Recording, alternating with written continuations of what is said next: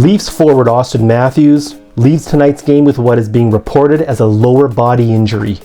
Hi there, my name is Dr. Stephen Wilson, and here on this channel we analyze the science of sports injury. So if that's the type of content that interests you, then please consider liking and subscribing to this channel. To be totally honest with you, when reviewing tonight's replay of the Bruins and the Leafs, there doesn't seem to be an obvious, overt mechanism of injury here where Auston Matthews sustained his injury. There does appear to be two parts to the replay.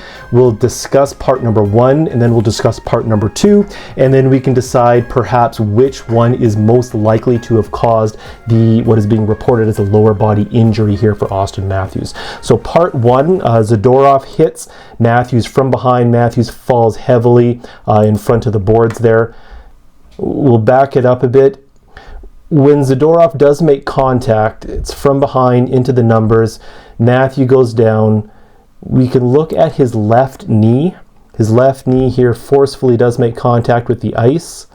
When he comes down hard right there, we can see that's the point of impact right there for his left knee, but his lower leg here, his tibia and his fibula are pointed upwards. So the point of contact is directly down upon Matthew's left knee. This can affect what's called his posterior cruciate ligament, or his PCL ligament.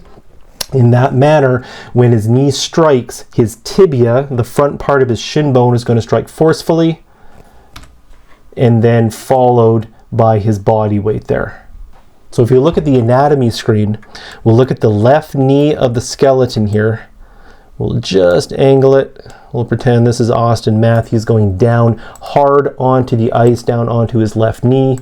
And where he makes contact is the front part of his knee right here. That's going to push his tibia, that is the shin bone, so the proximal part, or the part that's closest to his knee. That impact came from this direction. It's going to force his tibia posteriorly, which is going to stress the soft tissue ligaments inside his knee, specifically what's called his posterior cruciate ligament.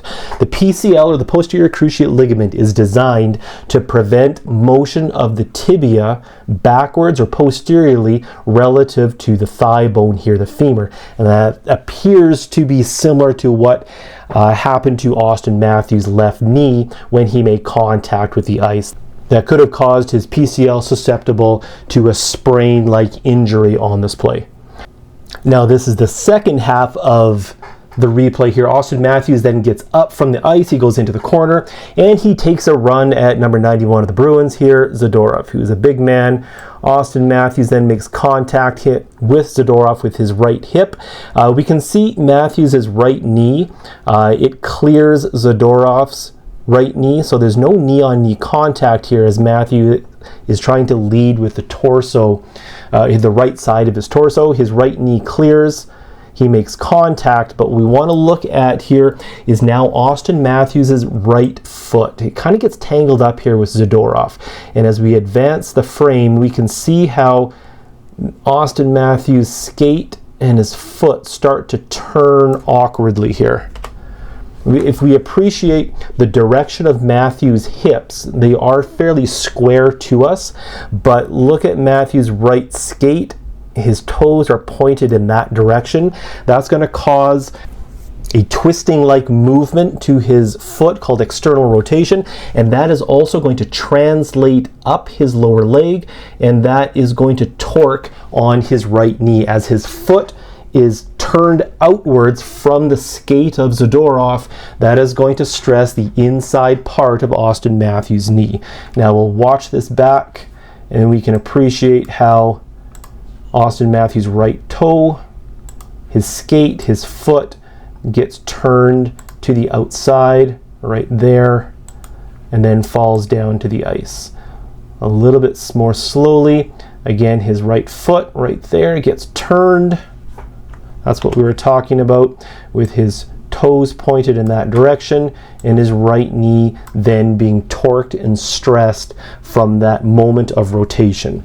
Your knee joint is a hinge joint. It only goes back and forth in two directions, flexion and extension. But when you add rotation to it, you're going to irritate and compromise those soft tissue supporting structures, especially on the inside part of his knee, mainly his MCL, his medial collateral ligament, his ACL, his anterior cruciate ligament, and perhaps his medial meniscus here as well.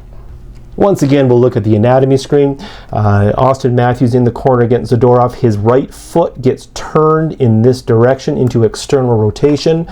That is going to cause his entire lower leg, his shin bone, his fibula, and mainly his tibia to rotate to the outside, putting a rotational moment into his knee, which can compromise his MCL, his ACL, and then his medial meniscus coming across there. There was no update from the Leafs other than it was a lower body injury. And the video replay is not particularly telling of exactly what happened. We're just looking at the replay here, and this is our best guess from the breakdown of the footage on exactly perhaps what did happen to Auston Matthews here on Tuesday night against the Bruins. Thank you very much for watching. Please be well.